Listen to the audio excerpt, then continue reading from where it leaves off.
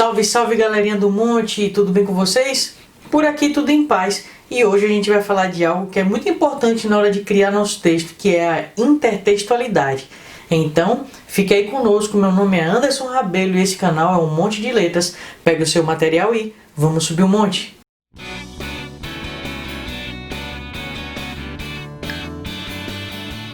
Você já deve ter ouvido falar em intertextualidade e ela está em toda parte. Livros, filmes, artigos, poemas, enfim. Mas você sabe produzir um intertexto?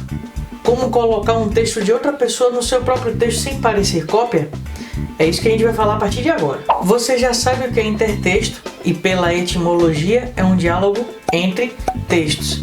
E aqui você pode fazer de várias maneiras. Você pode trazer uma citação, uma alusão, uma referência, uma paráfrase. Dentro do texto dissertativo argumentativo, você pode utilizar a citação direta e indireta, a alusão e a referência. Mas como? A citação direta é quando a gente copia exatamente o texto de alguém e coloca no nosso texto. E você pode me perguntar: Anderson, mas isso não caracteriza a cópia de outro texto? Eis a questão. O que vai diferenciar isso da cópia é que você vai dar a referência do autor. Então você vai citar o texto e dizer que aquele texto não é seu. É como se vocês vivessem algo do tipo: Marquinho, amanhã vai ter prova de português. Avise aos seus colegas. Turma, o professor foi bem claro. Marquinho, amanhã vai ter prova de português. Avise aos seus colegas. Mas, apesar de você poder utilizar a citação direta, tenha cuidado. Numa redação de vestibular, você não pode fazer um parágrafo inteiro fazendo uma citação direta. Procure ter um equilíbrio, procure equilibrar o momento que você faz essa citação. Só que a citação direta tem mais um problema também que é possível de acontecer. Sabe qual? Não. Como eu já disse, a citação direta é você copiar a fala de alguém e colocar no seu texto e dizer que aquela fala foi dessa pessoa. Só que você precisa trazer exatamente como ele disse. E no vestibular você não está com o texto na mão para dizer, ou melhor, para escrever exatamente como estava escrito durante aquela sua leitura. Então, você precisa se valer de outro tipo de citação, que é a citação indireta, que é você dizer a mesma ideia que o autor disse, mas com as suas palavras. Mas ainda assim é necessário referenciar quem criou aquela frase, quem criou aquele texto. Marquinho, avise a turma que é para trazer um módulo amanhã, viu? Gente, o professor mandou trazer um módulo na próxima aula, viu? Agora, como é que eu vou utilizar isso num texto argumentativo e soar natural, fazer com que ele faça parte do meu texto? Primeiro de tudo, treino, escreva bastante. Se você não escrever, você não vai saber fazer intertexto. Segundo, tente deixar o seu texto fluir. Você está num debate com alguém, ainda que textualmente, e você precisa convencer aquela pessoa de que aquilo que você está falando é correto. Então é nesse momento que você deve se perguntar: será que tem mais alguém de referência que já falou daquilo que eu também estou falando?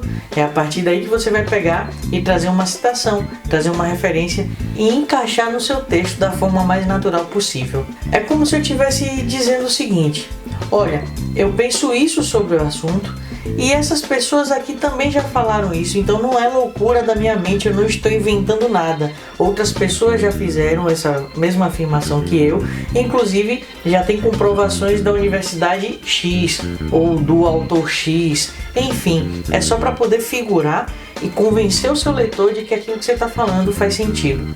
Uma vez eu vi um padre discutindo com um ateu sobre a necessidade da religião na sociedade. E o ateu tinha todos os argumentos do mundo para comprovar que a religião não era necessária para a sociedade. E aí o padre veio com a fala de um professor doutor, que já foi bispo também, ou melhor, que era bispo, e que dizia assim, ó: o professor doutor da Universidade de Filadélfia disse isso aqui para poder comprovar. E aí ele chegou e lançou aquela argumentação.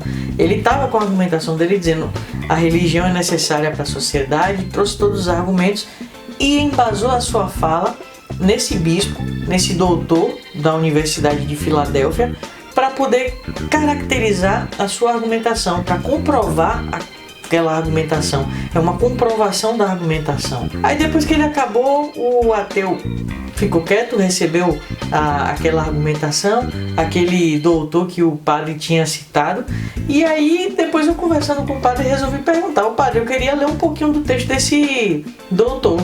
E aí o padre me disse: meu filho, infelizmente não vai dar.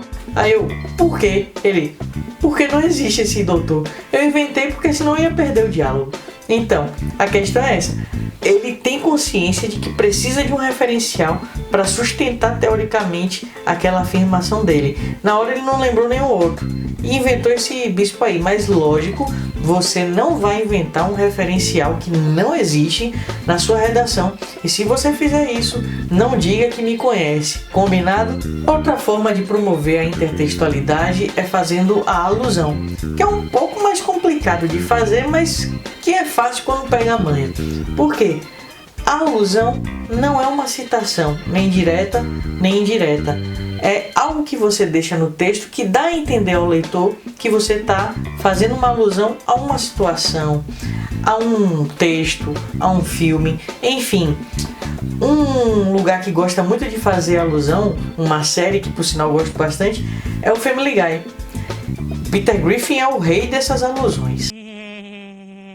Num texto argumentativo, uma maneira de fazer alusão é você citar alguma situação, fazer referência a alguma situação, sem necessariamente falar daquele caso.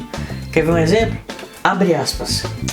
É necessário que se crie um dispositivo de segurança nos aeroportos internacionais para que não aconteça novamente o que aconteceu no 11 de setembro. Fecha aspas.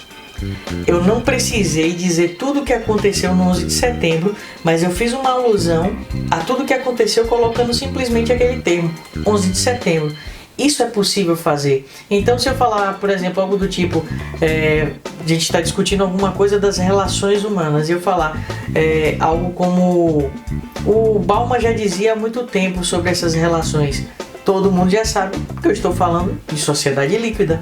No caso desse texto que eu acabei de falar, desse trechinho, todo mundo sabe o que foi o 11 de setembro. Então, basta você colocar no Google 11 de setembro que vai aparecer um monte de imagem, um monte de informação sobre o que foi as Torres Gêmeas, o que foi aquele caso. Pois é, pessoal, agora é hora de escrever e de treinar. E aí vocês podem começar a treinar a intertextualidade, colocar aqui nos comentários para poder a gente ver. Quem sabe assim a gente não promove a intertextualidade nesses textos de vocês mesmos, nos vídeos da gente.